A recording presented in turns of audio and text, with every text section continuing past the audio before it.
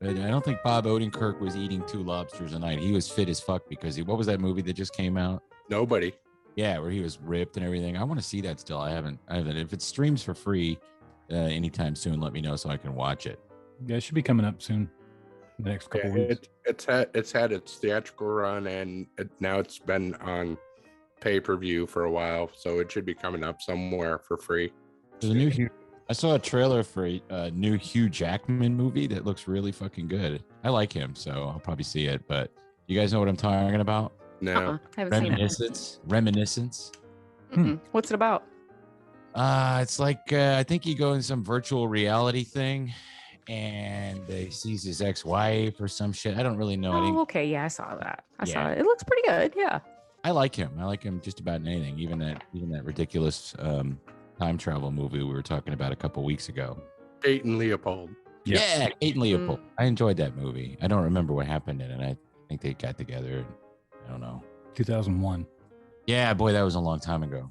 Sounds about like that movie where Sandra Bullock kept finding Keanu in her mailbox. Anon? Was it a mailbox? I don't know what the name of that movie was. What was it? The boathouse or some crap? Lake House. Yes. The Lake House. Yeah.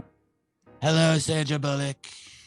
TikTok, I'll be president again in August. You'll see what's going on. By the way, I'm doing my best to not lose my fucking mind. So we all went out and got your experimental mRNA juice stuck in our arms, and now we got to mask up again. Thanks. And all I'm going to say about it. I'm going to shut up now. But I knew it was going to happen. We have to mask up at work again. You know, everybody's going, oh, you know, you're going to wear it. Oh, fuck that. I'm tired of it. 100 Everybody's degrees tired of it. Come on. Everybody should say no. It's not a fucking Iron Maiden, Tim. It's not a medieval torture device. It's a piece of fucking fabric. You wear it on your face. No, it's a fucking piece of cloth. I'm not buying a goddamn. I'm not paying for a cloth mask with some stupid logo on it or a slogan like "Reporters Matter" or anything. Available like that. now at home. Yeah, we do have one, by the way. If you know, because the Epsilon variant is right around the corner. It's this. I thought it's the beta is next. Oh, really? Yeah, the beta is going to be the one that comes after that. It's worse than the delta. It's alpha, beta, gamma, delta, epsilon, lambda. Well, no, I learned them all when I was in a fraternity, but I wonder why the delta would be out before the beta, because the beta is like over. It's just in one area right now, but it'll spread as they all do. Because it's the Indian variant, but you're not allowed to call it that. Only vegans get it. Put a pickle in your butt and recite the entire Greek alphabet, Tim. I didn't have to do that. The red box troll is wearing his mask because we're indoors. You can't see it if you're listening, but there he is wearing his mask, so he can't tell us. Jokes aside, Tim. Jokes aside, though, I thought about you guys the other day. I wondered how anxious it would make you, though, to have a brand new baby. Yeah. In the midst of this. Yeah, exactly. And then we're gonna start sending him to daycare in September. So terrifying. Yeah, it is terrifying. Yeah. I don't know. I just don't know. Maybe they'll have little baby masks. I mean, Maybe we can wear a crocheted one like Alyssa Milano wore. I'm gonna tell you something right now. If I had a baby right now, they'd be living in one of them Quiet Place 2 boxes. I just put a fucking oxygen mask on them, keep them in the box, and just carry them in the box for like the next 3 years. Do one of those John Travolta bubbles for the bubble boy. Put him in there. Yeah, I'm a bubble boy. Oh, you better believe if they start saying dogs are dying of this shit, all mine are going to be in boxes with oxygen masks on their face. Oh, I saw some fucking story the other day that a big cat, like a leopard or something, tested positive for it at the San Diego Zoo. Like, what? Who's fucking getting close to that? It's I mean, ridiculous. there's just been randomly, like, there'll be a cat that has it. There'll be a dog that has it here and there, but come on. Pineapple that got it. I saw that. The pineapple tested positive for it. Yeah. Anyway, this is bullshit. Fucking sucks, but we got to do what we got to do to end this. It's on us. Let's do our job. I mean, I do my part. I wear my mask, but doesn't mean I don't have to. I can't complain about it. I can complain about anything. My feet hurt, so I hate these shoes. Maybe you're not as smart as you said you was. What's that from? It's Joe Biden. Oh, did he say that? He was saying if you're not getting vaxxed, you're not as smart as you thought you were. Anyway, onward and upward. Hopefully this doesn't extend to Dragon Con. Could you imagine walking around Dragon Con with 85,000 people and it's 95 degrees and you're already hot and then having to wear a mask? Ooh, that sounds like fun. I don't think that's the biggest threat. I think your bigger threat is not getting shot while you're there or getting stabbed. Yeah. Well, we're not going to a pool. It doesn't matter. The lady got stabbed and her dog got stabbed to death last night in Piedmont Park. Jesus. Yeah. Yeah. I mean, it's just like I saw a dude, he did a video the other day and he was doing one of those pros and cons of moving to the ATL. Mhm. He said, I used to come here a lot when I was a kid. And so last year I thought, well, I'll move here. Because he's like, the crime isn't bad. The crime's bad now. It's real bad. Really bad. I thought they closed the pools down because of the Delta variant, and turn out, and they're not saying why, but it's because of gangs. Yeah, there was a shooting the other day. It was a 17-year-old got killed. Yeah. At the pool. It's and the then, Deltas. Yeah, I don't know, but I'd be more worried about dressed up like you're in whatever Loki. You're like Loki, and then you get stabbed in the throat when you're going into the front of the hotel. That's the thing, though. They wouldn't know. Everybody would just applaud. Yeah, That's a great costume. Yeah. I hope they don't cancel it. I hope things can go on. And I'm going to fish tonight because if you're it's Saturday. If you're watching this right away or listening right away, I'm going to fish tonight, and it's really hard for me because the last concert I went to, that was a real concert, was Sturgill Simpson, and the whole time, because I ate too much gummy, I was freaking out, thinking everything floating in the air was COVID. And here I am going in the midst of the Delta variant, but I think it'll be all right because I am going to wear my balaclava. Is that how you say it? The balaclava, Mm-hmm. the thing you pull over your face. I figured that's just as good as a piece of paper. Is it indoors? No, I'll be in the lawn, which is outdoors. With all the unvaccinated people. Yeah, well, that's the thing. You got to think that most people going to a fish show are probably people who've been vaccinated, don't you think? And plus, Fish put out a thing, hey, we want to keep the tour going, so please wear your mask. So I'm going to do that. Not a problem. Isn't it going to be like 95 degrees Saturday? Yeah, it's going to be hot as balls. Yeah, so we'll see. Oh, get well soon, Bob Odenkirk.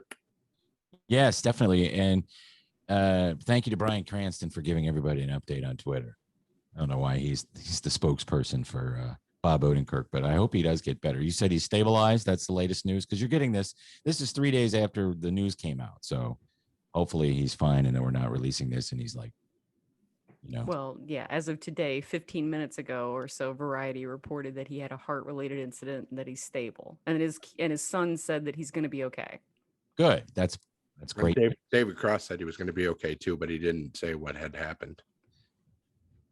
Well, good. And not even just because of Better Call Saul. He's a very talented man and he's very funny and he's a good actor and I'm sure he's a decent person. So, get well, man. He's such a decent person and he's really great for animal rescue. He has 2 rescues and he's done a lot of stuff for the Best Friends Animal Society, which is the walk that we do every year that so many radios have sponsored me for, the Strut Your Mutt. So yeah, Bob's huge into all that kind of stuff. Excellent. Hey, you're getting this on Saturday, a couple days after our Radio Labyrinth presents, but Jeff and Steph did an interview that dropped on the previous Wednesday. Jordan R. Coleman, better known as Fatback, and I can't remember the name of his character on Physical. Vince, yeah, he's funny as shit as Vince. Just really understated performance, very entertaining, a very surfer dude type of guy, not a hardcore thug like he plays in Snowfall, but what a nice guy and great job on the interview, you guys. Thanks. He really loved it, by the way. Yeah, he was another guy that looked like he was having a really good time with the interview. So He said thanks a lot, and it was a great experience, and he really enjoyed himself. Jeff and I spoke with Maka Pohatu from Wellington Paranormal, and that'll be coming out when this maybe 2 weeks. We had this great conversation with Maka. I was nervous, and I don't know why. I shouldn't have been, because I've been doing this a long time, but for some reason I got nervous. But we still had a good interview, and then I stopped recording when the interview was done, and we did about 20 more minutes that I wish we had recorded. So he will come on with us again in the future. So the highlight of the stuff we didn't record was his quick story about how cops in New Zealand are like befriending him. Him and Minogue were at a concert, and they couldn't they were stuck in traffic, and they couldn't get out, but they needed to go the other direction. Yeah, but the cops were making everybody go one direction, so like him and Minogue like leaned out the window and the cop saw him. He was like, "Hey!" they were like, "Can you help us get the hell out of here?" And the guy's like, "Oh, hell yeah!" And he like let him turn around and make a U-turn. That's great. We do talk a lot about New Zealand. We talk a lot about all the great comedy that's coming out of there, and all the funny shit that they do. And by the way, as of today, we found out that Wellington Paranormal is the #1 streaming show in the country. Isn't that amazing? Awesome. Yeah, that's great. And it's a show that we love. Jeff's seen every episode because he has a subscription to New Zealand's television. I flew to New Zealand and watched them all. Yeah, that's what he did. He flew there all the way there, all 78 hours it takes to fly there. But so other than that, I'm done bitching. I'm not going to bitch about it. I'm just going to do what we need to do. One place I think they should have had masks was at Woodstock 99. Have we all watched that documentary? Yeah. Uh-huh. Yeah. Crazy, isn't it? I forgot how crazy it was, honestly. I'd forgotten there was a Woodstock 94. Now that's something, comparing the lineup of Woodstock 94 to the lineup of Woodstock 99, I think I would have enjoyed Woodstock 94, and I don't know why I didn't go. Jeff, did you go to that, or were you out? No, I didn't even know about it. I didn't remember it. Yeah. Until the documentary, and I was like, oh yeah, they did have another one, because the musical lineup on it was amazing. I mean, it was actually bands that weren't, testosterone fueled child rage. Yeah. The only band I would have wanted to see at Woodstock 99 is Guster. Really? There were Elvis Costello was there. Yeah, there were some other good bands, but like the bands that I still like now, Guster. Here's 94. So you had Blues Traveler, James, King's X, Sheryl Crow, Collective Soul, Candlebox, Violent Femmes, Delamitri, Jackal. I like Jesse James Dupree. Back then, I probably wouldn't have gone, but I like him now. Then you had Joe Cocker, Blind Melon again, Cypress Hill, Rollins Band. I mean, this lineup was awesome. Metallica, Aerosmith, 9 Inch Nails, The Cranberries, Primus, the band, featuring Hot Tuna, Bruce Hornsby, Roger McGuinn, Rob Wasserman, and Bob Weir. What an awesome lineup that was. Salt and Peppa were there. That would have been great too. A lot of fun. And then of course again, we're talking about Woodstock 94. On Sunday, you had Country Joe McDonald, who was the mainstay of the original Woodstock, Peter Gabriel, Red Hot Chili Peppers, Bob Dylan, Porno for Pyros, which Perry Farrell, Spin Doctors, Traffic, the Allman Brothers. You had John Sebastian, and God, a lot of people. And then you also had Gil Scott-Heron, who would read you the revolution will not be televised. Well, they tried to mix a lot more of the original lineup, or some of the lineup from the original Woodstock, whereas 99, they put all their cards in one, or all their eggs in one basket, with I think trying to push the youth side of it, and it, obviously it just turned into 99. I'll just read. There's a ton of artists. They did have an EDM tent for some reason. Yeah, 94 or 99? 99. Yeah. Oh yeah. I remember Moby was talking about it. It's like, yeah, we got mad and left. Yeah. Now I would have liked to have seen DMX, because DMX was the shit in the late 90s. He was awesome. He was one of the best rappers out there. But I mean, Korn, Insane Clown Posse, not really my cup of tea. Korn, I know a lot of people like, but not really my cup of tea.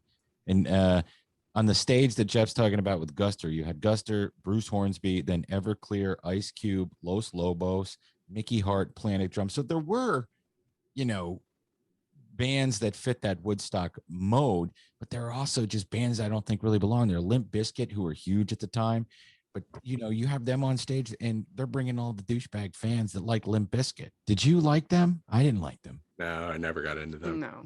I did like Korn. I saw Korn at Lollapalooza in '97. They put on a pretty good show, but yeah, it was still to this day. And I've been to Pantera. The most violent show I've ever been to was that was their set at Lollapalooza '97. I mean, there was just bodies flying everywhere. There were paramedics everywhere. It was just blood. Shit was getting set on fire. It was crazy. Now you take a look at Woodstock '99, and I was 29 years old, maybe 28 years old when it happened because my birthday is November. Jeff was obviously 29, almost. You would have been 30 that September, so you're still 29.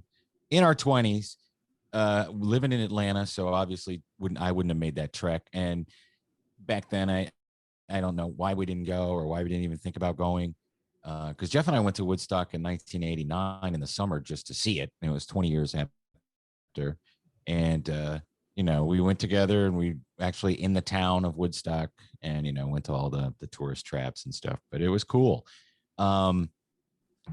I just don't know that I would have gone to this back then, even had I lived up there.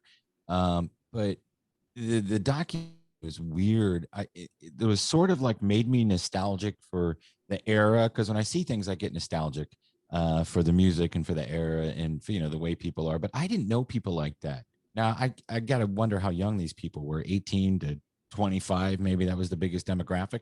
But it looks so freaking violent. I just don't think it would have.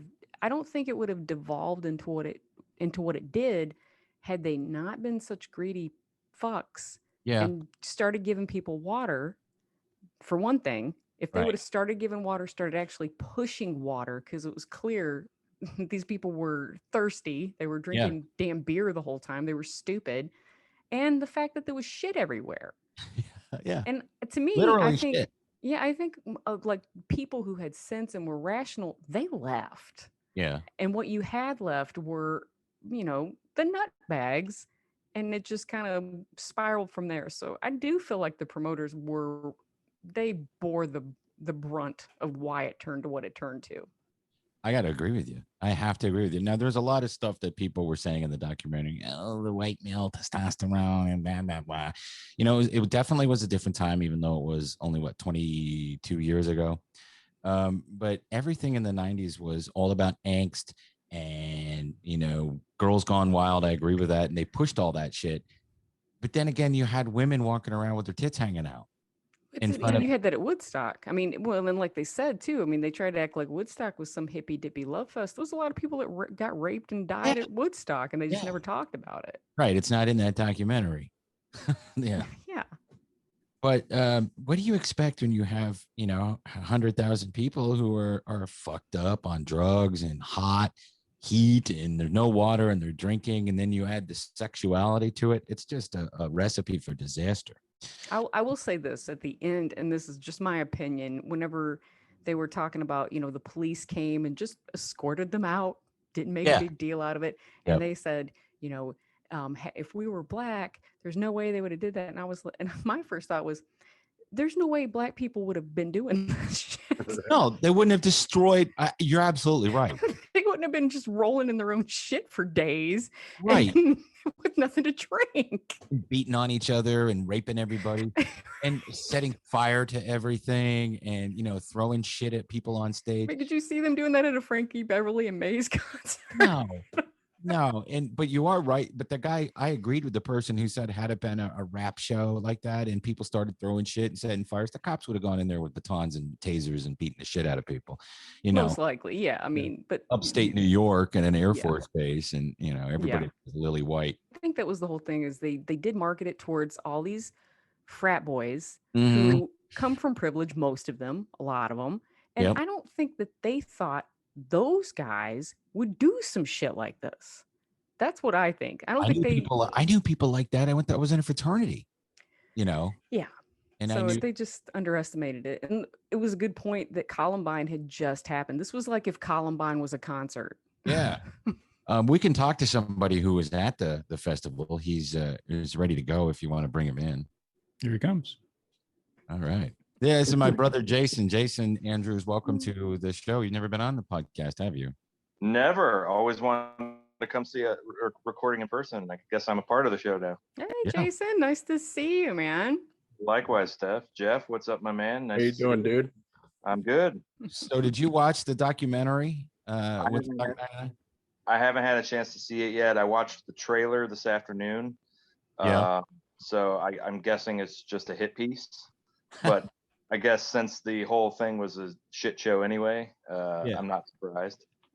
Tell us about it. Tell us. How did you end up going? Yeah, and how long it took you to get there, and what did you do on? Yeah, tell us about it. How'd you get there? I can't believe they let you go, but I guess you were an adult, so you could do what you wanted. But yeah, I mean, I paid my own way. You know, I worked. So, and a bunch of us that worked at Wegmans, we all went to the festival because there wasn't much to do up that way, you know, but we would go to concerts here and there. And the lineup had enough bands in it that, you know, all of us as a group wanted to go see. So who did you want to see? Who was like the big draws for you? And I'm glad you asked, because I looked the lineup up. My memory's terrible these days, but initially Aerosmith was supposed to play, and then they backed out very early. So they were a draw right away for me. After they bailed, it was Metallica, obviously, Our Lady Peace. I wasn't really much of a Rage Against the Machine fan, but I was interested to see what kind of show they put on. So I remember I asked you if you were going to see Elvis Costello, and you went, "LOL, no." Yeah, exactly. There were a lot of those, but that's what I mean. There was enough. I mean, I out of everybody that went, I was probably the only one who wanted to see DMX. Yeah, you know, I was a DMX head at the time, and a bunch of us wanted to see Korn. A few wanted to see Bush, but I wasn't a Bush fan, so they were there, so whatever. I had seen Dave Matthews a couple years prior to that, and I thought they were a pretty good live act, so they were a draw. And then what's funny, and it, you know, people always ask or reminisce about how bands, you know, go from nothing to something. In 1998, I saw Limp Bizkit at a crappy bar outside of Buffalo, really, in Lackawanna, called the Fun House, and they were the headliner. And this will tell you, in a weird twist, one of their openers was Incubus. Oh my God, which is like so much of a superior band in every way. Exactly. Now, in the grand scheme of music, Incubus is considered probably a way better band than Limp Bizkit. But 1998, they were an opener. But you know, fast forward, that was the end of June, and then 13 months later, Limp Bizkit was, you know, playing in front of gazillion folks. I blame MTV for their ascendancy, because who the fuck ever really unironically enjoyed listening to that crap? I'll give them, their first album was pretty decent, but then they really got, you know, it's the lame cop out. They sold out or whatever. But their second album just was not the same. And they tried to put like Method Man on it, and then they got into the TRL stuff. But I mean, they covered Faith, the George Michael song, but that was on their first album, and that's probably, to me, their biggest hit. Yeah. But at that time, they were Durst also got a job as a scout for the record label, so he was actually had the ability to sign bands, and so that was the huge draw. They thought he was going to be the next, basically the white Smokey Robinson. Yeah, didn't he discover Sting? Yeah. What? Yeah, they were all friends. They were all friends. I mean, at the time, I was in a band as well, and we toured during those years, and a lot in Florida, where, you know, they're from, and that was a group that was real tight knit of bands that he practically just brought up from clubs and put them into stadiums in a matter of a year. So yeah, he did that to a lot of people's careers, and for some it worked, for some it never should have been, you know. All I ever, when I think of Limp Bizkit, all I think of is, I know why you want to hate me. That's all I ever hear in my head. I think Yeah. of Nookie. I did it all for the Nookie. Yeah, that was like their big hit off the second album, but I'd put their cover of Faith up against that any day of the week, and Faith to me would win every time. So were you there all 3 days? Yeah, we left late Thursday night, so we missed a lot of I think George Clinton may have played Thursday night, and so we heard some of it, but you know the parking was far away from where you had to go, so you had to park and then walk to the campsite, and then we did stay for all 3 days. We left maybe while it was still some daylight left on Sunday, because I did not all the fires. Only when you started the fires, did you use it like rub some sticks together, or did you have a lighter, or what? How'd you do it? Well, we had a Wegmans lighter. We brought a bunch of. No, I did see people starting to break the wall apart. They had commissioned people to build this wall, and it went like around the whole perimeter. And I saw a lot of trees with like teepee on them. Mm-hmm. I don't remember specifically seeing huge bonfires because we were all wiped out. We took the third day and kind of stayed at I forget what stage it was. There was East Stage and West Stage, but the West Stage had more of the mellower acts, like Elvis Costello, I think, played there on one of the days. But the day, that Sunday, we stayed there, and it was like Rusted Root, and I think Our Lady Peace played there, and who was that? Maybe was Ice Cube there? I don't know. As I say, mellower acts, but they had they kind of put all the headliners on the one stage and then the smaller bands on the other stage. And then they had like an aspiring or emerging artist stage, which I didn't even see. So, so did your group, how many girls did you guys rape every day? I mean, I heard that was like a 0. And I heard about that after the fact, but I never saw any of it going on. And I don't do like super mosh pit stuff. So I didn't get way down in the front. And in a weird twist, the Friday, and this is pre-cell phones, kids, so we all get out of the tent, we go to the stage, and I don't know what happened. I got distracted by something, maybe some titties, I don't know. But I lost my group. Oh, man. So I spent most of that day just solo, because I tried to find him, but again, no phones, can't text, couldn't page anybody over the loudspeaker. So it kind of sucked, but I just made friends with whoever. That might have been the day I met Melrose Larry Green. I can't remember which day that was. Melrose Larry Green who used to be on Stern a lot. He's a guy that would stand out at shows and stuff with a sign that said what? I think it was Stern 316, but I don't remember what his sign said here. And I was going to look at the picture because I think you still have the physical copy. Yeah, I tried to find it. It's in a box someplace. Yeah, and then you sent, and I think it's on my Instagram too. I forgot to look, but yeah, that was the day I met him, because I saw him walking around, and then of course no cell phone, so I had to take the old disposable camera. Yeah, and make sure you got every good picture. And so, did you saw a lot of nudity, men and women, boobs and dicks and stuff? Did you see that in the documentary quite a bit? Yeah, I don't remember seeing a lot of nudity. Some, yes, but to me, again, I wasn't way down in the front. I stayed in the back. Where did you go to the bathroom? Yeah, that was my next question. Not just wherever. Yeah, there was some porta potties, but I think a lot of them were fucking shitty, literally. Yeah. So, but it was just, you had to wait forever in line. So I think it was so damn hot that you were just sweating all the piss out of your body anyway. So I don't really remember having to wait in unbearably long lines. Did you afford the $4 waters? Yeah, I did, but I didn't revolt against it. What I tried to do was, after buying a couple and going, well, this is ridiculous, I just was going to try to reuse them. But again, the water machines were fucked up. So yeah, we had brought a lot of our own stuff anyway. So it was just, you go back at the end of the day and just rehydrate. And we didn't sneak in any beer or anything, which was probably a mistake. But there was nobody that was over 21, I think, that went with us. So because we were all either, the oldest somebody might have been was 20. What kind of drugs did you see? Because they didn't talk about drugs, but I would think in the 90s it would have been weed, maybe coke. I didn't see acid. I didn't see anything personally, and the people that we rolled with that went with there, nobody did drugs. So I could smell weed though outside our tent, at least every night. So definitely in the campgrounds, you could. I didn't personally see anything. But overall, you had a good time. You didn't experience all the negative things like they talked about in the documentary. I mean, there's one guy in the documentary, I don't remember his name, but he's one of the promoters who pretty much says, well, okay, you can talk about all these horrible things that happened, but it still was a good event.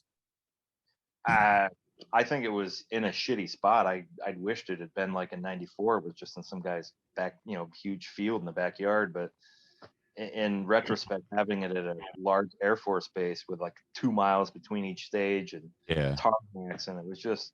Was it on were you on the pavement, the asphalt? You had to walk on it for some stuff. I remember because I can't remember where they had stages, but I definitely remember walking on the part of the tarmac.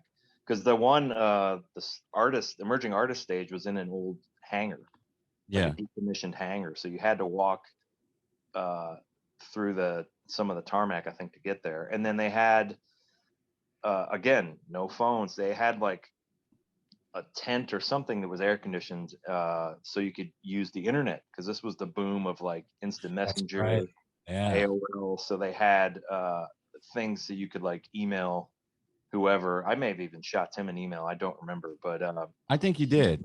I just, it was like, hey, I'm here. It's hot. And, I don't even know how they use, I don't know if they use dial up for access or what, but it was, overall I had fun, just to say I was there. But it was unbearably hot, and $4 for water. I mean, would they expect? And I think a personal pan pizza was like $12 or $13. Oh my God, Jesus! So I mean, that's free frozen pizzas on the last day if you stayed around. Yeah, that's probably what they started half the fires with. But and we didn't. And I know in some of the I did see a clip of this documentary. I guess people were in the troughs that they had for cool down troughs. People were bathing in them. I don't remember specifically seeing any of that, but we didn't. I don't think we took a shower at all. What we did when we left was the first little New York State Thruway plaza. We went in there, and we weren't the only ones, because like every sink was just a fucking grown ass man or a teenager, trying to take somewhat of a shower. Just to wash off 3 days of whatever the fuck that just happened was. So would you go now? Would you do something like that today? At 41, it would. I don't know. No. It would have to be. I'd have to like a handful of bands every single day. If it was like one band for 3 days and they didn't sell single day passes, I'd probably pass. Yeah. And I'm to the point now where I don't like doing a lot of stuff with crowds. So we're just saying before you came on, I'm going to fish, and I'm a little nervous about it, but I don't know. But the last concert I went to was with you, and I was at the one. I had such a fun time for the first act, staring at the floor.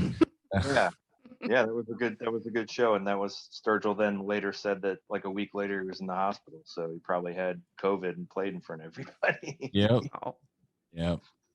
So I wouldn't do a festival like I said now, unless it was, I'd have to like a good chunk of the bands every day. Yeah, I don't know. If it was like you and the fish thing that never came to be at Watkins Glen. If it was one band I really liked doing a 3-day thing, maybe. But and they shut that down because of the water. Yeah, because the Watkins Glen had been flooded, and I'd gone up there and we got all set up, and then as Larry was taking a shower, my friend Larry was taking a shower, they canceled the damn thing. So that kind of sucks. I was sitting there all bummed out. He walks back in his towel, he's dressed. He's like, "What's up?" I go, "Oh, they canceled the show." Oh, bummer. I remember too, when we got there, I think the tickets were like $150, $160, which, for 3 days, it's cost average is pretty good. Yeah. Whoever was at the front of our group, because there was maybe 8 or 9, 10 of us, somebody took all the tickets, and there was like an old guy taking the tickets, and the person just said, "Oh, these are for everybody, these next however many people. So he's counting. I'm at the end, and I walk up, and he kind of stops me, and he goes, "Hey," and he's, "Where's your ticket?" I go, "Oh, it's in there." He's like, "Oh, you're with them? Okay, go ahead." He's like, "I lost my place." He's like, "I would have let you in without a ticket anyway." I'm like, "Gee, thanks, asshole." Oh, nice. Save me $180. Yeah, and then I guess they had a problem with like fake wristbands too. I don't know if they touched on that in the documentary, but I remember reading something about it not all that long ago. I guess people were faking the wristbands. And I didn't see that in the documentary. No. okay. Yeah, well, because it's on the grand scheme of the shit show, it's probably low on the list. They kind of mentioned that since the water was the same price as beer, that like people were just drinking beer and they weren't really checking IDs. It seems like we didn't even try. Like I said, I don't know why we didn't. I guess it would have been worth a shot, because who knows who they had working those beer areas.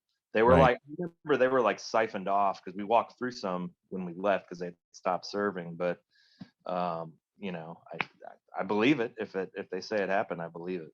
Well, you have to watch the documentary and let us know what you think after you watch it. It's on HBO and HBO Max. Yep. Yeah, I'm gonna try to watch it pretty soon. I guess it's I saw Bill Simmons' name on it. Is he a producer? Bill Simmons. Yeah. Was he the what does he do? He used to work for ESPN. He had a pretty good podcast there, you know, before everybody started having a podcast. Hey. No, I mean, he had a podcast like 10 years ago, at least. Man. Oh, really? And then he kind of, I don't know if they were trying to censor him some, and he was like, "Yeah, I don't want anything to do with that." He was one of the early people that jumped ship from ESPN, and now he kind of has his own brand. It's called The Ringer. Yeah. And, like a website. He has his own podcast now. That's one of my staff picks. One of my staff picks this week is a podcast that's on The Ringer. Yeah. By the way, I just posted the picture of you. Yeah, I can see it behind you. Because your face is cut off, but I'll send the picture. So you can put it up. What sign he had, but he's right there. Who's that? That's Abby. Sorry. Hi, Abby. He wants to make a special guest appearance.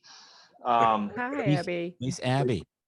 But yeah, Bill Simmons, The Ringer is actually a pretty good network of stuff. That he has a lot of podcasts on there. He has a pro wrestling one, and he did the Andre the Giant, or that same company did the Andre the Giant documentary that came out like 2 or 3 years ago. Yeah, that was also a good one. cool.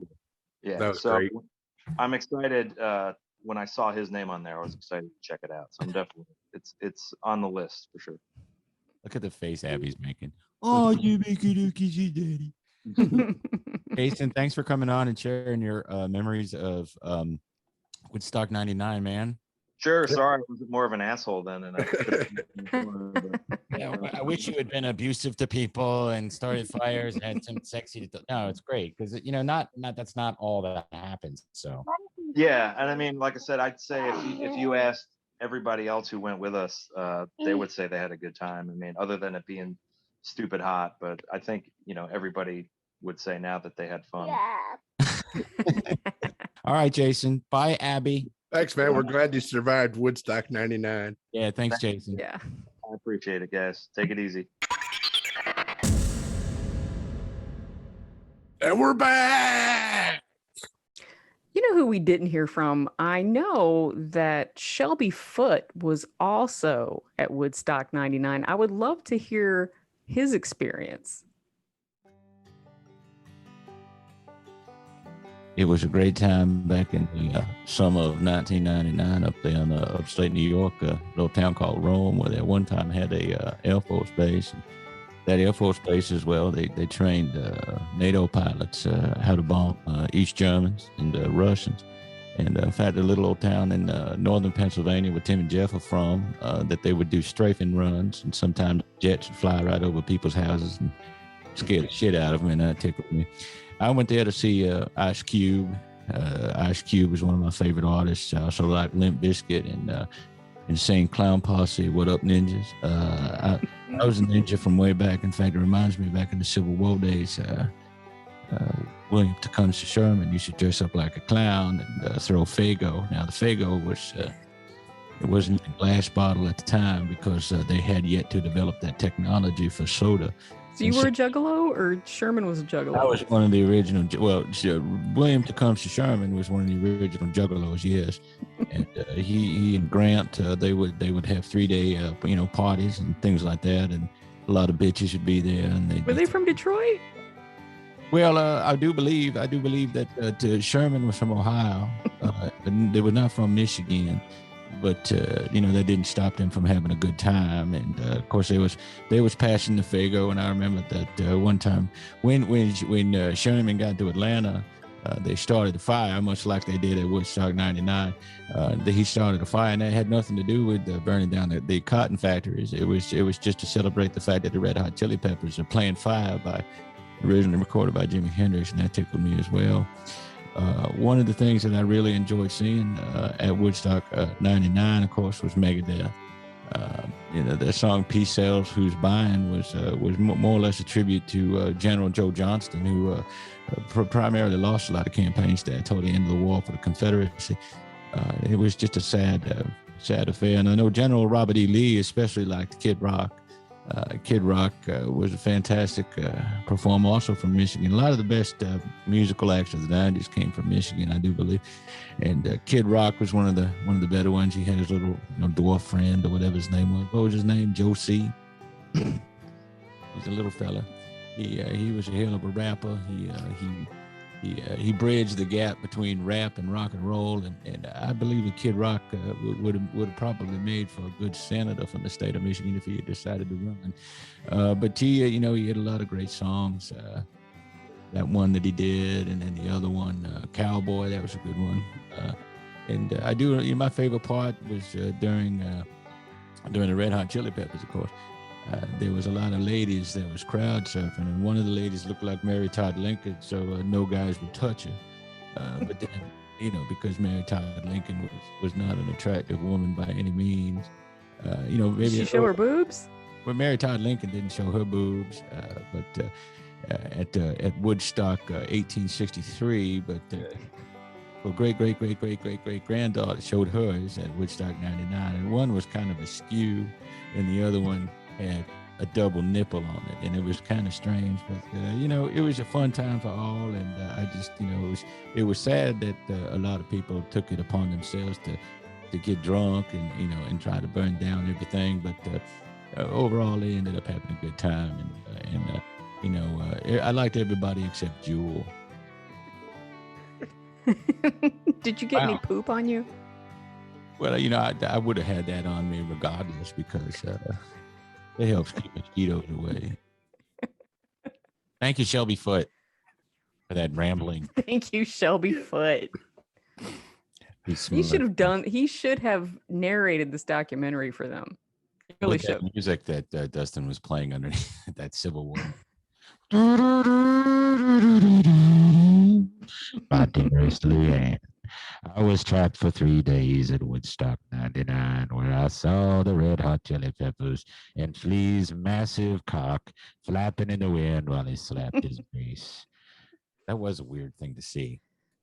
Like Flea, he does have a big one. I didn't even realize. Yeah, but you don't see you're not going to see a guy like me walking around, with my little flea pecker, at any festival or anywhere naked. But a guy like that, usually you put one of Gil's socks on over your junk. Yeah, exactly. Hey, all right. The Uplift Mofo party plan. Pan, bass on the pan. But no, you got a big ding dong like that. Feel free to slap your bass on stage with it. That's yeah, Flea is definitely a shower. Yeah. Well, he might even be a grower. If he's a grower, good God. Yeah. He can lean over. Good Lord. Just balance himself. Anyway. All right. Woodstock '99, wrapping that shit up.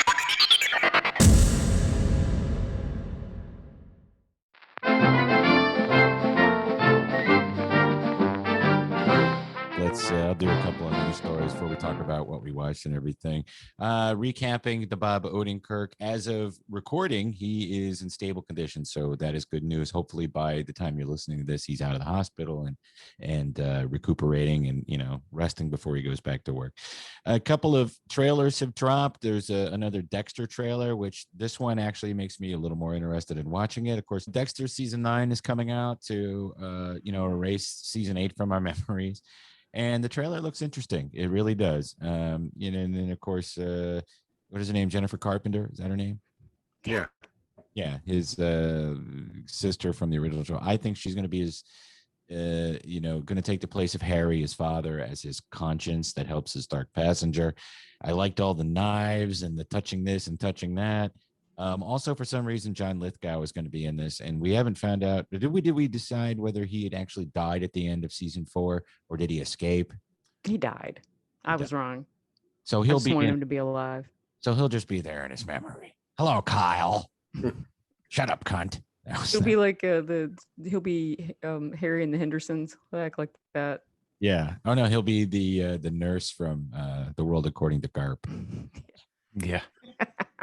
John Lithgow, a very long career. But so Dexter looks good. The Ghostbusters Afterlife trailer, that looks really good to me, and it's teasing the original cast, and it's going to piss all over that horrible reboot that flopped a couple years ago. So this is good news. Got Reitman in charge of it, A. Reitman anyway, and Carrie Coons is in it, and it's set in her house or haunted house or whatever. So it's going to be a good movie, I think. How could you go wrong? How could it be any worse than the one that came out a couple years ago? I think it looks awesome, and the way they ended the trailer, where she's calling the number, and yeah, you hear Aykroyd's voice going, "We're closed." Well, it's great that they got him together to do the film, and I mean, of course, Harold. These are Harold Ramis's kids that are, being the Ghostbusters, right? Finn Wolfhard is supposed his grandkids. His grandkids. Okay. Yeah. An Exorcist reboot. So this is going to be taken from the book again and just redoing the original film based on. It's not a reboot. It's a continuation. What they're going to do, it's got the guy from Hamilton. Hamilton? The main Lin. Oh, Lin-Manuel Miranda. He is the father of a daughter who has become possessed. Okay. And he is getting in contact with Ellen Burstyn. Yeah, she's 88 years old. Ellen Burstyn. Yeah, and she's going to be in it. She's the only original person that's going to be in it. Is this also going to be a historical hip hop musical? Yeah, they are. Yeah, I believe so. Is anyone going to go ass to ass? Should be called In the Frights. That's funny, Jeff. But yeah, they should. It didn't make any sense to me that, if you want to find out why, your daughter is possessed and what she's going through and everything else, why wouldn't you go to Linda Blair and not the mother? Maybe she didn't want to do it. I think that's, as far as the movie goes, I think so. But in the orchestration of making it and writing it, it would seem like more of a realistic thing to go after her. But I don't know how you're going to. It's trilogy too, so it's 3 movies they're making out of this right off the bat. Oh God! Hopefully it'll flop and they don't have a new. It's a franchise thing. Then they did a sequel to The Exorcist. It's called Exorcist II: The Heretic, and it was terrible. Exorcist 3 though was badass. 3 was the actual sequel to the because he didn't write Exorcist II: Heretic, but he wrote Legion, which is what they took 3 from. All right. But, yeah, I don't think he has anything to do with it. Yeah, 3 was good. Yeah, 3 was awesome. No Linda Blair? Terrible. Yeah. I like how they use it. Go ahead. Have you ever seen 3, Tim? No, I didn't. Oh, dude. 3 when did it come out? Up. Oh, it came out in 92. Okay. Or 91, I'm sorry. 91. Yeah, it was written and directed by Blakely. So. And it's got, what's his face? The guy that we love. He plays the possessed dude that's making all this shit happen from the insane asylum. What's the dude's name that we love him? Grimace Wormtongue from Lord of the Rings. What? Doc from Deadwood. Doc from Deadwood, yes. His real name, though. Oh, I can't remember. We're not good at that, Tim. Ain't you figured that out yet? We got computers in front of us and we still can't find these people's names. He's so creepy. It was Billy in One Flew Over the Cuckoo's Nest. Yeah, exactly. Billy from One Flew. Brad Dourif. Yes, Brad Dourif. Yes. Yeah. But yeah, he does an amazing job in that. George C. Scott, man. George C. Scott. He plays the cop that was in the original, that was following up on the murder of the director being thrown out the window in the first Exorcist. The girl stunt demon. So he plays that character and he does it so well. It's actually, it's his movie pretty much. He's the main character, George C. Scott is. I'm going to tell you something right now, Tim. this movie still messes me up. Still messes me up. There's parts in this movie that I still picture that freak me out. The hallway scene. The old lady on the seal. Yeah.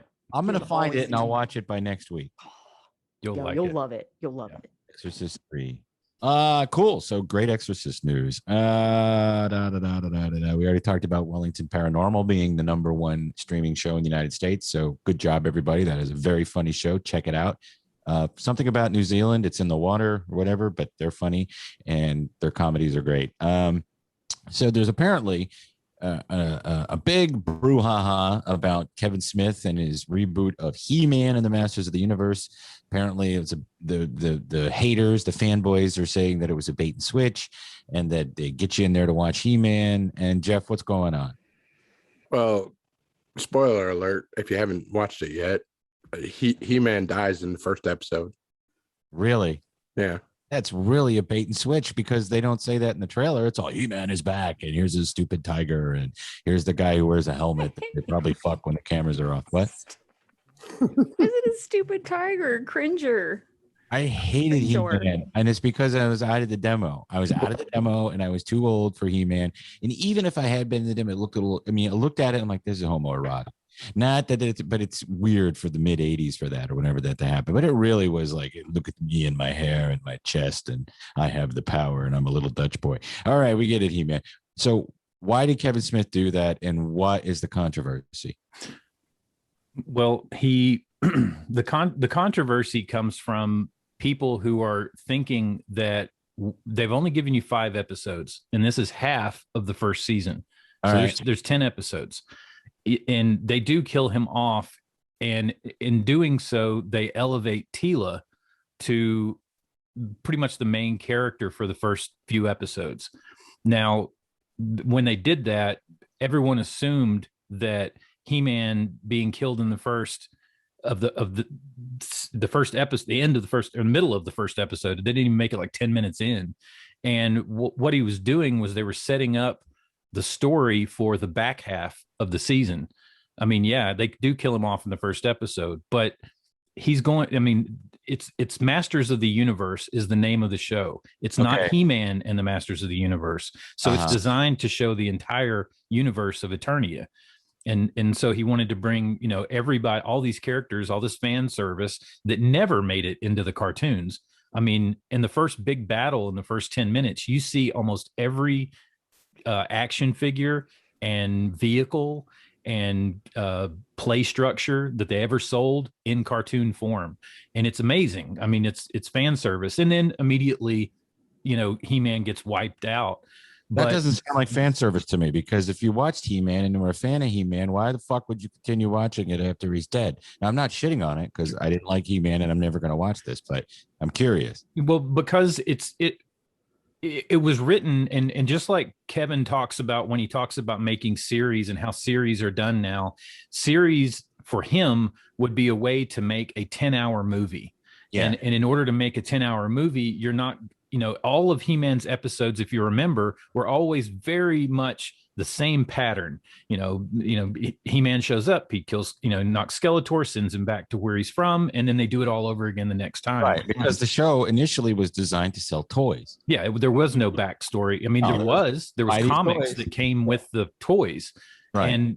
But they never had any of those storylines in the cartoon. It was always just this Hanna-Barbera toy machine. So what he did was he created this big expansive story that's broken up into 10 parts, but the Netflix decided to release half of it up front, and then a few months later, towards the end of the year, they're going to release the other half. Well, people that have, even in this first 5, people that die in it aren't always dead. So that even tells you that, there's a chance coming back. And if anybody looks on like IMDb, I mean, you can see that the guy that does He-Man's voice is in 2 more episodes than the girl, the Sarah Michelle Gellar, who does Tila's voice. So he's in more episodes in this season than Tila is. So he's not gone. He's coming back. It was funny to see on social media that I follow a lot of these takedown guys, and the guy may have even blocked me because I kind of made fun of him. First of all, nobody under the age of 30, maybe even older than that, is going out and actively seeking He-Man in an unironic sense. I don't think, unless your parents made you watch it, whatever. I don't know. I don't even know. I mean, I know a lot of people loved it, but it is a show that's for Gen X and older age millennials, right? Yeah. Kevin Smith isn't going to make something that's a piece of junk, because we know Kevin Smith. We like Kevin Smith. He's not going to completely fuck over his fans intentionally, and he's not making something to piss off fanboys because he's a fanboy. So I think with Dustin, you might be onto something, that maybe He-Man will come back or whatever. I don't really care, but I mean, maybe he'll come back. And this is one of those things where I pumped the brakes before I was like, oh yeah, Kevin Smith, blah, blah, blah, and everything's getting woke. Let him write the story and let the story unfold. That's the only thing I have to say about it. I mean, like I said, I'm not going to watch it, and but it is, it's culturally important. It's a big chunk of the 80s, and a lot of our listeners are in that demo. And don't be mad at Kevin Smith and give it a shot. Did you watch it, Jeff? Yeah, I watched all 5. Yeah, but if it hadn't been a little woke, the anti or the woke people would have been mad at him. You know what I mean? Yeah. Like you can't win. Yeah. And he said it best when he said he started out, this is a fantasy story. Mm-hmm. There's no built-in wokeness to this. When there's no politics, people will find politics to put into it. And that's exactly what they've done, as opposed to him writing it that way. People are reading it that way. And that's more of a reflection on where we are as a society, as opposed to where he is as a writer, in my opinion. Well, maybe I'll check it out and see. But again, like I said, it looks beautiful. Yeah, it does look good. I've seen it. Amazing. Well, I watched the first episode, and I was a He-Man fan when I was a kid. I watched it all the time. I even watched stupid She-Ra, which sucked. But that was bad because it was a spinoff or whatever. Reboot. They tried to do one. Was it last year? Yeah, it wasn't any good. But I watched the first episode. I thought it was pretty good. Did they have the little flying thing? The little guy, the dark face and the purple cloak. Yeah, Orko. Yeah, I didn't know his name. So yeah, I didn't. I only watched the first episode. The old man, he watched all of them. He really liked it. Okay. So he liked it a lot. Whenever these things start generating the hate tweets and stuff like that, it's all just free advertising for it anyway. So I mean, whatever. I don't know. We had some people in the Radio Shack that had some very visceral reactions to it. David Harrison was very put out with the show. He did not like it. He was very aggravated. But He-Man has a very sincere fan base. Yeah. Tell Pickle to go on Rotten Tomatoes and leave a good review, because he's getting fucking review bombed on Rotten Tomatoes hardcore. Yeah, that's the ironic I will part. tell him. Toxic. I told him that I told him that we had listeners that were not feeling it, and he was like, "I don't get it. I mean, I thought it was great. I really liked it." I have no dog in the fight, or whatever. You watch it to support Kevin. Well, yeah, whatever the expression is that won't piss Steph off, but I wasn't a He-Man person. I saw the movie back when it came out. We went and saw that awful movie. Oh, come on. I didn't never watch that. Good. It was awful. We saw it in the theater the weekend it came out. Yeah, which is what we used to do. So, but that was like the extent of my He-Man knowledge. And I'm a Kevin Smith fan, so I'll watch whatever he puts out for us. And I enjoyed it. The animation was amazing.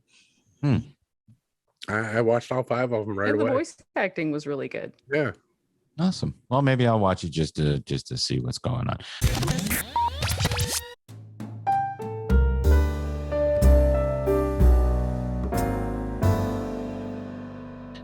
Let's see. Let's do who died real quick. We lost a legendary comedian, Jackie Mason.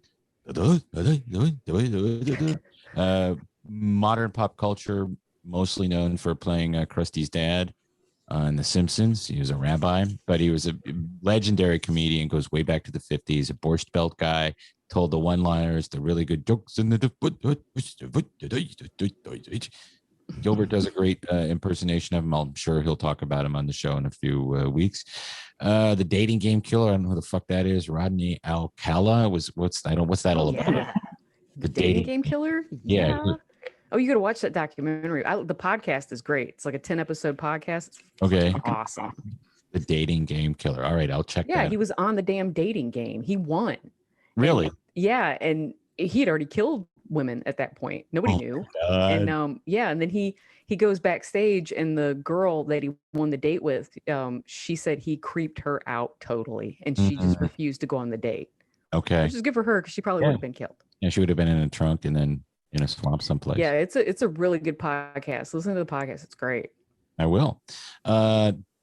Dusty Hill. That's news that came out today. Dusty Hill, 72 years old, was the bass player for ZZ Top. And that makes the trio a duo, and that is sad.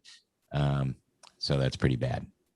They're still going to do their performance. Well, that was if you looked at the timestamp, that article came out 6 hours before he died.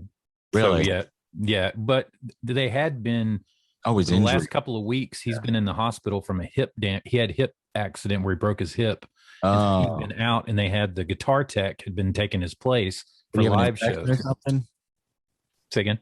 Did he have an infection? Is that what killed him? They haven't released it yet, but I'm sure it has something to do with it, or at least because they said he died in his sleep. That was the only thing that I saw that was any explanation of what happened. Well, that's too bad. Rest in peace, man.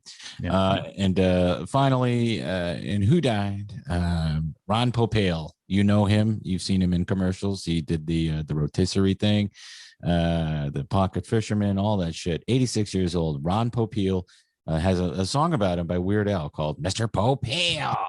Great song on in 3D. Didn't he do the spray on hair? He did a hair and pocket fisherman. I had one of those when I was a kid. Yeah, they didn't work very well. No. What was that joke Dustin told in the that he was gonna he pops up out of the coffin and says, but wait, there's more.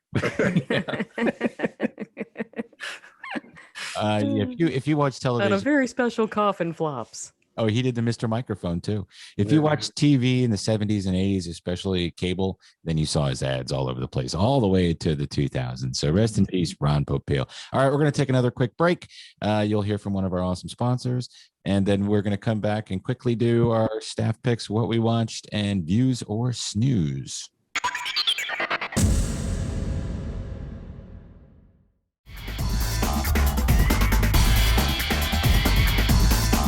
And we're back.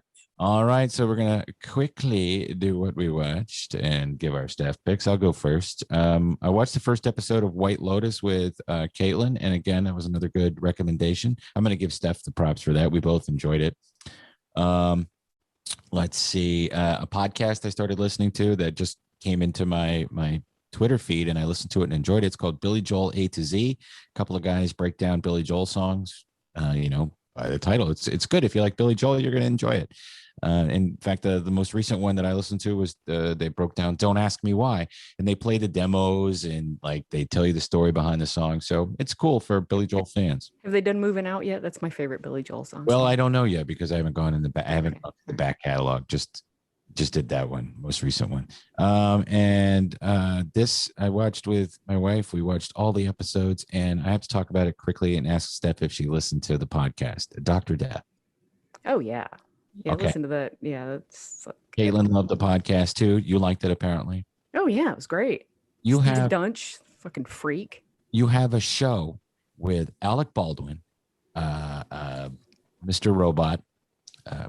I can't think of his name. It's getting late. Christian Slater, an entire cast.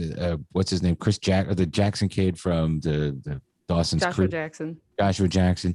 A great fucking cast.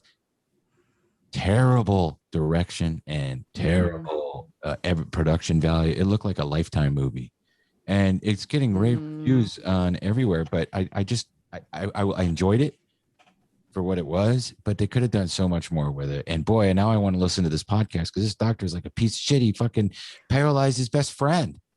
The podcast is so much better. I'm positive. Did you watch the show?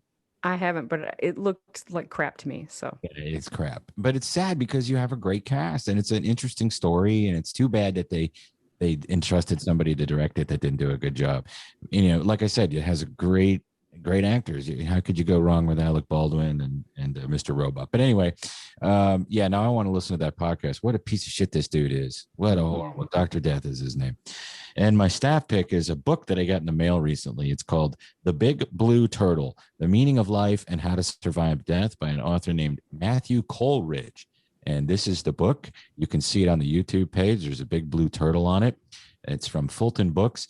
And a little bit from the back is, why are we here? To learn. However, this is a difficult task, as much of the truly useful information is often hidden. So there's a lot of esoteric stuff in here, and there's a lot of interesting stuff, UFOs, all that. It's a fun book. Give it a shot. I mean, you can find it on Amazon, and I'll send Dustin the link so you can find it. Again, it's called The Big Blue Turtle, The Meaning of Life and How to Survive Death by Matthew Coleridge. And I know the author, so we'll have him on the show eventually, or maybe I'll just talk to him. I watched Ted Lasso, all of them, totally caught up. Jeff was right. Good show. I'm in it. And it's like a nice little hug. I really do like it a lot. And the 99 crap, which we watched, the Woodstock, and the teeny bopper, I Don't Care. It's a good show. I fucking cried like a couple of times. I watched all of Never Have I Ever. Okay. This show about this little Indian girl. And I feel like such a doofus for being a million and loving the show, but I did so. And my staff pick is 60 songs that explain the 90s. Cool. And this is a ringer podcast, like your bro was talking about. So it's really well done, and it's hosted by Rob Hervilla, and he curates each one of these songs. And I have been loving the shit out of this. He goes in deep on, like, he goes all the way from like Temple of the Dog, Hunger Strike, to Notorious B.I.G.'s Juicy. Hell yeah. I mean, just all the big songs, and he tells you facts and things that you never would have known. So I really highly recommend it. It's very nostalgic, and it's very cool.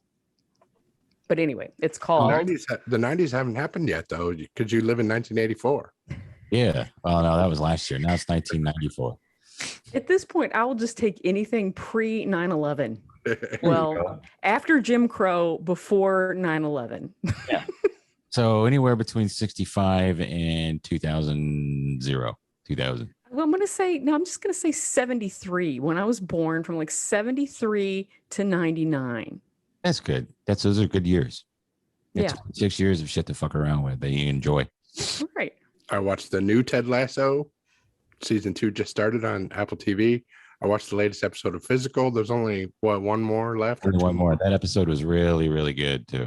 And our buddy Jordan R. And the Coleman next one has our guy in coming up in the next episode, so we're looking forward to that. I watched a couple episodes of the new season of the movies that made us. I watched the Jurassic Park one and the Back to the Future one. Mm-hmm. Yeah, that was good. Those are both really good. Yeah, those are both good. And watched Alone, who we're going to talk to Rose coming up next week from season 8 of Alone this on week, History. Actually, she'll be out on this coming Wednesday. Yeah, so I watched that. Awesome. And Tig Notaro Drawn. That was the one I wanted to talk about. It's like an animated stand-up special. Mm-hmm. And there's all sorts of different styles of animation and stuff. It's really well done and very, very funny. It's on HBO and HBO Max. You should check that out. I definitely want to see that. And my staff pick is going to be Bob Costas Back on the Record, which starts on July 30th on HBO. Interview show? Yeah, it's a reboot of, remember On the Record with Bob Costas? It was like the best interview show of all time. He was great. Yeah, he's coming back. Good. And I hope he kind of does some of the stuff he used to do. Like, they used to just bring out a surprise guest in like the last 5 minutes of the episode. Yeah. He had no prep at all, and he would just have to interview him. It was amazing. Yeah. Let's see. My Masters of the Universe. I watched as well as Evil. You guys up on? I haven't watched the most recent one. Yeah, no. I'm caught up on it. It was good. It's crazy.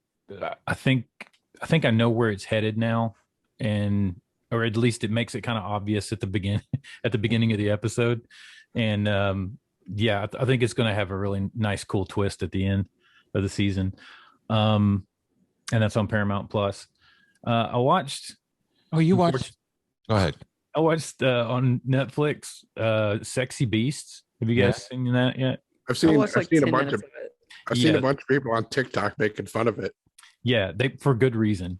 Oh yes, you talked about it. You said it was terrible. Yeah, it's a show on Netflix where they put two of people that are so hot and so cool that if you saw them, if they saw each other face to face, they wouldn't be able to understand each other because they're just so hot and so cool. So someone had the great idea of dressing these people up in movie quality special effects to make them look like animals.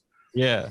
So you've got, a flamingo going on a date with a bull in the middle of this restaurant, and it's so stupid. I mean, it like squashes down everything that's wrong with reality television and dating television and all of people. That.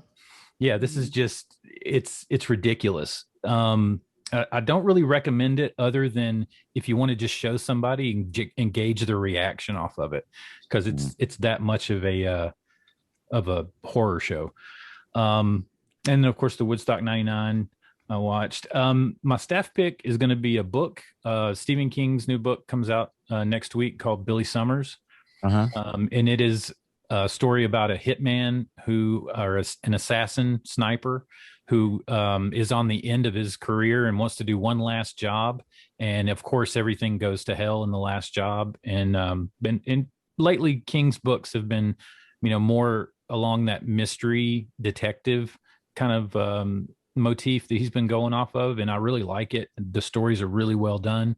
They usually all have a little bit, some type of paranormal aspect to them, but even if they didn't, the stories are well written enough, they carry themselves. So I can't wait for it.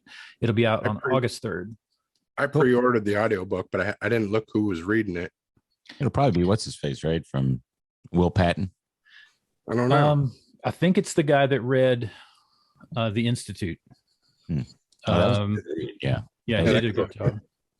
All right. So, Jeff, users, thank you guys. Dustin, Steph, and Jeff.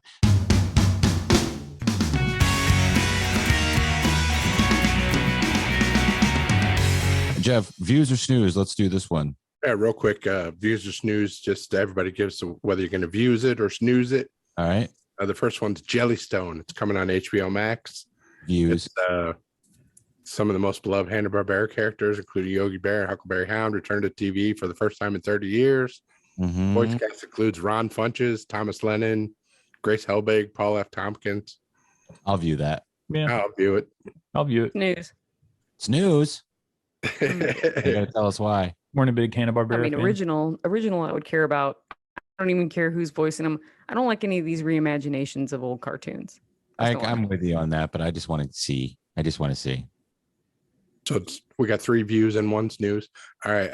The second one is Jungle Cruise, coming out in theaters and on Disney Plus if you want to pay the extra money for it. That's the Mary Poppins. Snooze. Snooze. I won't pay money for it. I'll watch it. I'll views it when it's free to views. Yeah, that's me too. I mean, as much as those movies are, or the idea of those movies are just ridiculous, they do put together a well-made movie most of the time. So I'll give it a view. Cool. And number 3 is something I saw a commercial for while I was watching White Lotus, or right before White Lotus, or after White Lotus. It's coming on HBO called Small Town News. It's a 6-part lighthearted documentary series about a small news station in Pahrump, Nevada. It looks pretty funny. I'll give that a view. Yeah, I'm going to give it a views. I'll give it a view. They can get a Pahrump out of that guy. All right. So thank you, Jeff. Views or snooze? Guys, let us know if you're going to views or snooze, or if there's anything you think we should talk about on our social media, which is @radio_labyrinth on Twitter. We have Radio Labyrinth Facebook, which is just Radio Labyrinth, or the Radio Shack, which you can get to from any of our pages or from that page as well. So let us know. Interact with us. If you'd like to become a member of Patreon, go to patreon.com/Tim Andrews. You could sign up And then if you come at a producer level, you get a T-shirt and accolades and all that jazz. So before we wrap, Steph, tell us what is going on with. Well, Saturday, September 18th, talked about this before. We're doing the Race for Their Lives. This is a big fundraiser for us, and we need sponsors by businesses. I was so happy today when Emily Hine Warren, beautiful angel of ours, sent me a message and said, hey, we want to sponsor you, and wanted the information. So I sent it to her. There's 3 different levels, and in each level, we include more of your crap in the bag. You get a bigger logo on the T-shirt, all that kind of stuff. But there are a lot of people that come out to this. It is a good way to represent your business. And I'll tell you something. A lot of our people that volunteer, not me, but a lot of them have money and they spend it. Yeah. They do. Not just on dogs. So this would be a good idea. If you have a business and you're trying to promote it in the Atlanta area, please, I'll set that up. And I've got a little form and all that jazz. And this Sunday, August 1st, Caffeine and Octane, come out, see me. I'll be there at the booth, 7:30 a.m. to 11:30 a.m.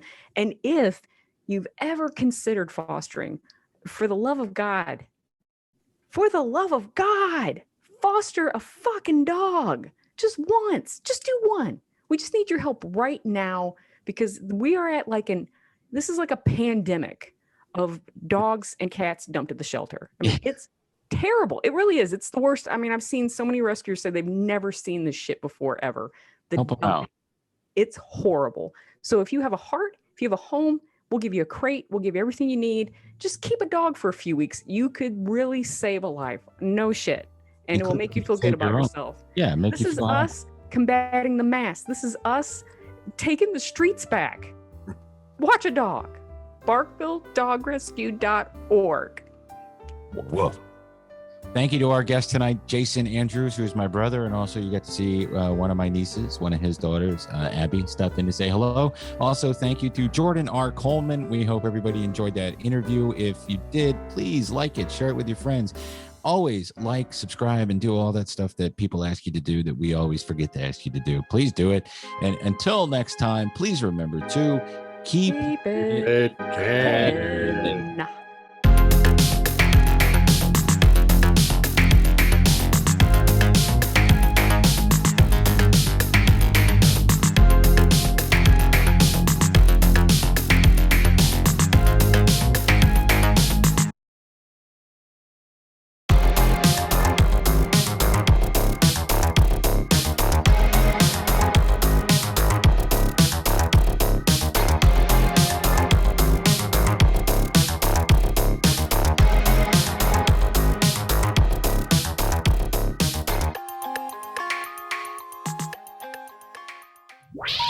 Please hang up and try again.